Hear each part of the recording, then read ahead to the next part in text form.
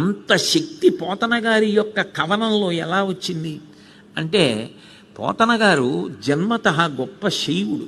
ఆయన మహాశివ భక్తుడు. ఆయన ఆ విషయాన్ని ఎక్కడ దాచల. ఉన్నది ఒకటే పరబ్రహ్మం, అదే శివుడుగా విష్ణువుగా ప్రకాశిస్తూ ఉంటుంది తప్ప నిజానికి శివుడని ఒకటి విష్ణువని ఒకటి ఉండవు. ఉన్నది ఒకటే పరబ్రహ్మస్వరూపమని పరిపూర్ణంగా నమ్మారు. అది సత్యం. అందుకే ఆయన ఎంత శివభక్తి తత్పరుడో, ఎంత గొప్ప శివ పూజ చేసేవారో, సాయంకాలం అయ్యేటప్పటికి నోరు నిప్పెట్టేటట్టుగా విష్ణు కథలు చెప్పేవారు. అదే మాట ఆయన భాగవతంలో కూడా చెప్పారు.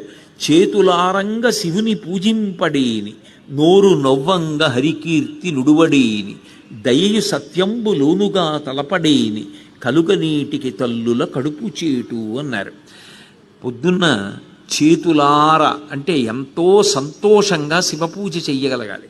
సాయంకాలం అయ్యేటప్పటికి ఎంతో సంతోషంతో విష్ణు కథలను ప్రవచనం చెయ్యగలగాలి, చెప్పగలగాలి. ప్రవచనం అంటే సభల్లోనే చెప్పక్కర్లేదు, ఇంట్లో సంతోషంగా మాట్లాడుకోవాలి.